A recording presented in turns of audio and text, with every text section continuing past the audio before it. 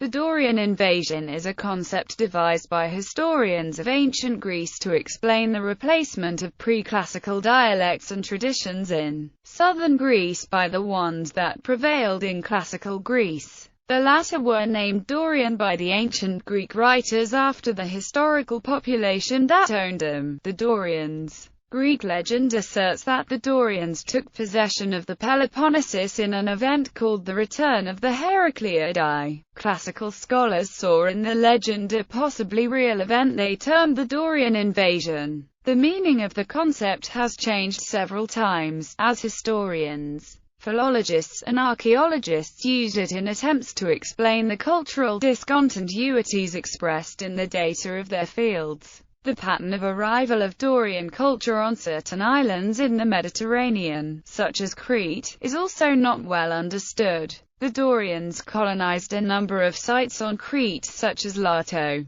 Despite nearly 200 years of investigation, the actuality of the Dorian invasion has never been established. The meaning of the concept has become to some degree amorphous. The work done on it has mainly served to rule out various speculations. The possibility of a real Dorian invasion remains open. Likewise, there have been attempts to link them or their victims with the emergence of the equally mysterious Sea Peoples. Return of the Heracleidae. Classical tradition, as recorded for example in Herodotus, describes the return of the Heracleidae, the descendants of Heracles, who were exiled at his death and returned in later generations to reclaim the dominion that Heracles had held in the Peloponnesus. The Greece to which the tradition refers is the mythic one, now considered to be Mycenaean Greece. The details differ from one ancient author to another, the salient point being that in each case a traditional ruling clan traced its origin and legitimacy to Heracles. The Greek words referring to the influx of the Dorians are kationai and katachestai, literally, to descend, come down, or go down, or less commonly, be brought down. It means her descent from uplands to lowlands, or from the earth to the grave, or a rushing down upon as a flood, or sweeping down upon as a wind or a ship, or those returning from exile. This sweeping down upon the Peloponnesus invited the English translation, invasion. There is, however, a distinction between Heracleidae and Dorians. George Grote summarizes the relationship as follows. Heracles himself had rendered inestimable aid to the Dorian king Aegimeus, when the latter was hard-pressed in a contest with the Lapithae. Heracles defeated the Lapithae and slew their king Coronis, in return for which Aegimeus assigned to his deliverers 1/3 part of his whole territory and adopted Hyllus as his son. Hyllus, a Poseid, was driven from the state of Mycenae into exile after the death of Heracles by a dynastic rival, Eurystheus, another Poseid. After the death of Heracles, his son Hyllus and his other children were expelled and persecuted by Eurystheus. Eurystheus invaded Attica, but perished in the attempt. All the sons of Eurystheus lost their lives with him, so that the Poseid family was now represented only by the Heracleids. The Pelopid family now assumed power. The Heracleids endeavored to recover the possessions from which they had been expelled, but were defeated by the Ionians at the Isthmus of Corinth.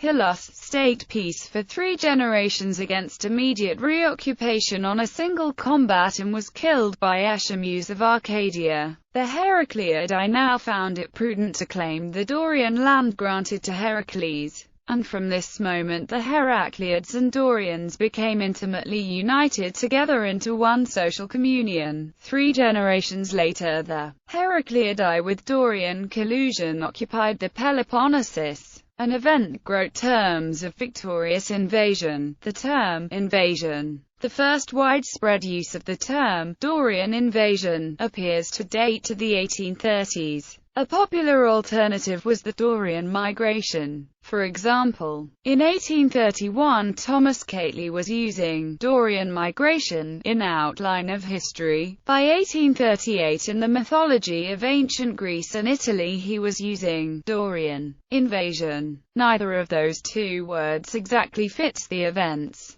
as they imply an incursion from outside a society to within, but the Dorians were not outside of either Greece or Greek society. William Mitford's History of Greece described of Dorian conquest, followed by a revolution in Peloponnesus, so complete that, except in the rugged province of Arcadia, nothing remained unaltered. In 1824 Karl Ottfried Müller's Die Doria was published in German and was translated into English by Tufnell and Louis for publication in 1830. They used such terms as the Doric invasion and the invasion of the Dorians to translate Müller's Die Einwanderung von den Dorien, which was quite a different concept. On one level, the Einwanderung meant no more than the Herakleidenzug, the return of the Herakleidae. However, Müller was also applying the sense of Völkerwanderung to it, which was being used of the Germanic migrations. Müller's approach was philological. In trying to explain the distribution of tribes and dialects, he hypothesized that the aboriginal or Pelasgian population was Hellenic. His first paragraph of the introduction asserts,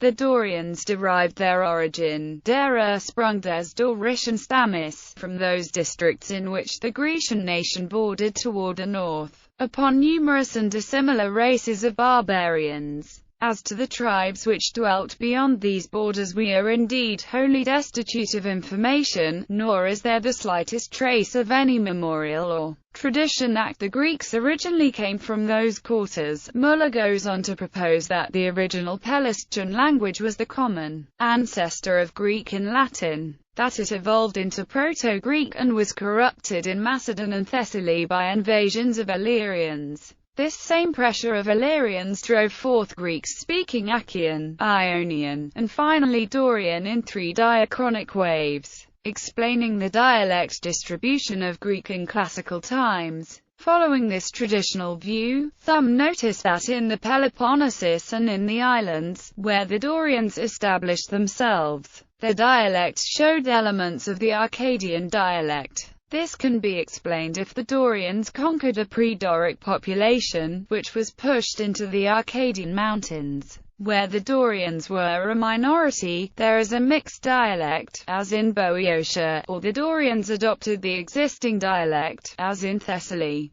To the Achaeans described by Homer belongs the Aeolic Arcadian dialect in the whole of eastern Greece, with the exception of Attica, where the Ionians were confined. The Ionians must be considered the oldest first wave of the Greek migration. In 1902, Paparagopoulos, calling the event the descent of the Herakleidae, stated that the Herakleidae came from Thessaly after being expelled by the Thessalians living in Epirus, Greek origin in Greece. Additional progress in the search for the Dorian invasion resulted from the decipherment of Linear B inscriptions. The language of the Linear B texts is an early form of Greek now known as Mycenaean Greek. Comparing it with the later Greek dialects, scholars could trace the development of the dialects from the earlier Mycenaean. For example, classical Greek Anakes, king, was postulated to be derived from a reconstructed form Asteriskwanik. In the Linear B texts appears the form Warnaka, sometimes accompanied by the Warnasa. Ernst Risch lost no time in proposing that there was never more than one migration, which brought Proto-Greek into Greece. Proto-Greek is the assumed last common ancestor of all known varieties of Greek and then disseminated into dialects within Greece.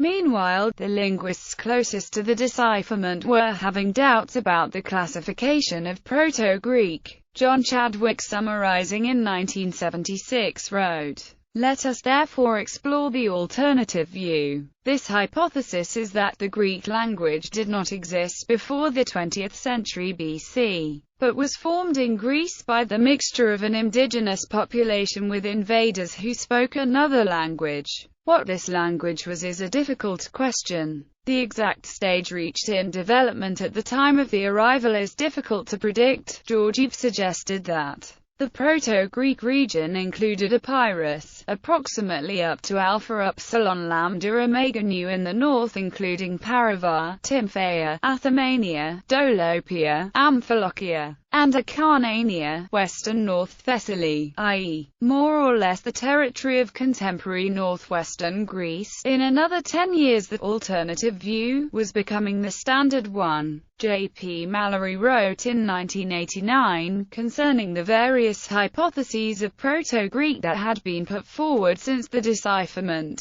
Reconciliation of all these different theories seems out of the question. The current state of our knowledge of the Greek dialects can accommodate Indo-Europeans entering Greece at any time between 2200 and 1600 BC to emerge later as Greek speakers. By the end of the 20th century, the concept of an invasion by external Greek speakers had ceased to be the mainstream view. Thus Geoffrey Horrocks writes, Greek is now widely believed to be the product of contact between Indo-European immigrants and the speakers of the indigenous languages of the Balkan Peninsula beginning c. 2000 BC. If the different dialects had developed within Greece, no subsequent invasions were required to explain their presence. Destruction at the end of Mycenaean IIIB. Meanwhile, the archaeologists were encountering what appeared to be a wave of destruction of Mycenaean palaces. Indeed, the Pylos tablets recorded the dispatch of coast watchers, to be followed not long after by the burning of the palace, presumably by invaders from the sea. Carl Blegen wrote, the telltale track of the Dorians must be recognized in the fire-scarred ruins of all the great palaces and the more important towns which were blotted out at the end of Mycenaean IIIB. Blegen follows for a mark in dating Mycenaean IIIB to 1300 to 1230 BC. Blegen himself dated the Dorian invasion to 1200 BC. A destruction by Dorians has its own problems and is not the only possible explanation. At approximately this time Hittite power in Anatolia collapsed with the destruction of their capital Hattusa, and the late 19th and the 20th dynasties of Egypt suffered invasions of the Sea Peoples. A theory, reported for instance by Thomas and Conant, attributes the ruin of the Peloponnesus to the Sea Peoples. Evidence on the Linear B tablets from the Mycenaean kingdom of Pylos describing the dispatch of rowers and watchers to the coast, for instance, may well date to the time that the Egyptian pharaoh was expecting the arrival of foes. The identity of the foes remained a question. The evidence suggests that some of the Sea Peoples may have been Greek. However, most of the destroyed Mycenaean sites are far from the sea, and the expedition against Troy at the end of this period shows that the sea was safe. Desborough believes that the sea was safe in Central and South Aegean in this period. Michael Wood suggests relying on tradition, especially that of Thucydides. Let's not forget the legends, at least as models for what might have happened. They tell us of constant rivalries with the royal clans of the heroic age, Atreus and Thyestes, Agamemnon and Aegisthus, and so on. In summary, it is possible that the Mycenaean world disintegrated through feuding clans of the great royal families. The possibility of some sort of internal struggle had long been under consideration. Chadwick, after following and critiquing the development of different views, in 1976 settled on a theory of his own. There was no Dorian invasion. The palaces were destroyed by Dorians who had been in the Peloponnesus all along as a subservient lower class, and now were staging a revolution. Chadwick espoused the view that Northern Greek was the more conservative language, and proposed that Southern Greek had developed under Minoan influence as a palace language. Milonas joins two of the previous possibilities. He believes that some developments in Argolis and attempts for recovery after 1200 BC can be explained by an internal fighting, and by an enemy pressure, by the Dorians. Even if the Dorians were one of the causes of the Bronze Age collapse, there is evidence that they brought with them some new elements of culture. It seems that the Doric clans moved southward gradually over a number of years, and they devastated the territory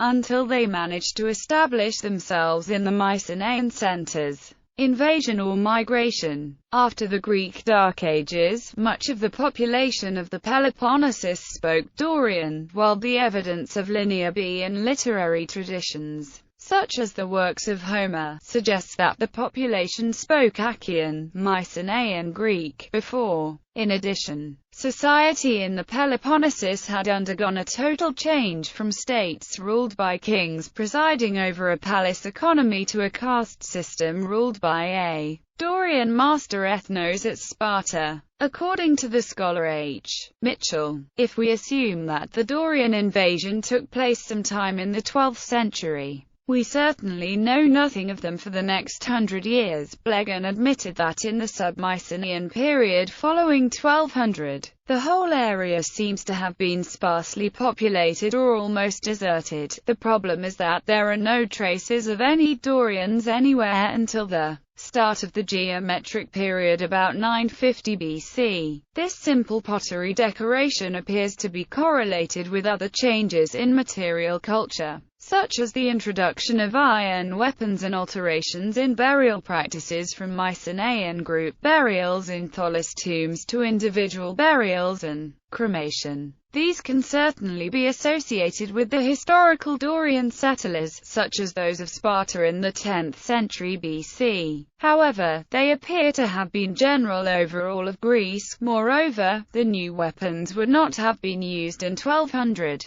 The scholars were now faced with the conundrum of an invasion at 1200 but a resettlement at 950. One explanation is that the destruction of 1200 was not caused by them, and that the quasi-mythical return of the Heracleidae is to be associated with settlement at Sparta c. 950. It is possible that the destruction of the Mycenaean centers was caused by the wandering of northern people. They destroyed the palace of Iolcos, the palace of Thebes, then they crossed Isthmus of Corinth, they destroyed Mycenae, Tiryns and Pylos, and finally they returned northward. However, Pylos was destroyed by a sea attack. The invaders didn't leave behind traces of weapons or graves, and it cannot be proved that all the sites were destroyed about the same time. It is also possible that the Doric clans moved southward gradually over a number of years, and they devastated the territory,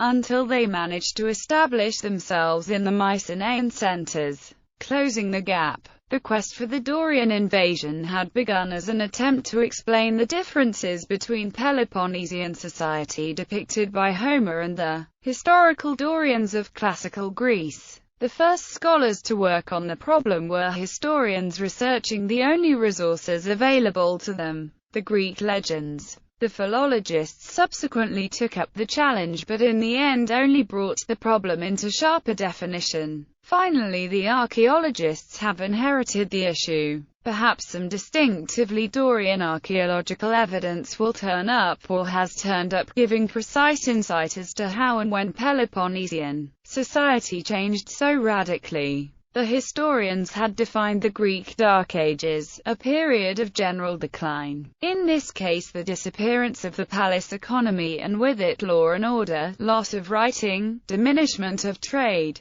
decrease in population and abandonment of settlements, metals, starvation and loss of the fine arts, or at least the diminution of their quality, evidenced especially in pottery. By its broadest definition, the Dark Age lasted between 1200 and 750, the start of the Archaic or Orientalizing period, when influence from the Middle East via the overseas colonies stimulated a recovery. A dark age of poverty, low population and metal starvation is not compatible with the idea of great population movements of successful warriors wielding the latest military equipment sweeping into the Peloponnesus and taking it over to rebuild civilization their way. This dark age consists of three periods of art and archaeology: sub-Mycenaean, proto-geometric and geometric. The most successful, the geometric, seems to fit the Dorians better, but there is a gap, and this period is not localized to and did not begin in Dorian territory. It is more to be associated with Athens, an Ionian state. Still, the Dorians did share in the geometric period, and therefore to find its origin might be perhaps to find the origin of the Dorians. The geometric originated by clear transition from the proto-geometric. The logical break in material culture is the start of the Proto-Geometric at about 1050 BC, which leaves a gap of 150 years. The year 1050 offers nothing distinctively Dorian either, but if the Dorians were present in the Geometric, and they were not always in place as an unrecorded lower class, 1050 is most likely time of entry. Cartledge says humorously, "It has of late become an acknowledged scandal that the Dorians, archaeologically speaking, do not exist. That is, there is no cultural trait surviving in the material record for the 2 centuries or so after 1200 which can be regarded as a peculiarly Dorian hallmark. Robbed of their patents for geometric pottery, cremation, burial, ironworking, and the unkindest prick of all, the humble straight pin, the hapless Dorians stand naked before their creator, or, some would say, inventor." C. Moss suggests that there is not any archaeological evidence that a Doric civilization substituted the Achaean civilization, and that the Dorian methods of a war society was a myth created by the scientists who were based on the Spartan delusion. The Dorians who spoke a different dialect were mixed with the local population. When they migrated to the new lands, the question remains open to further investigation.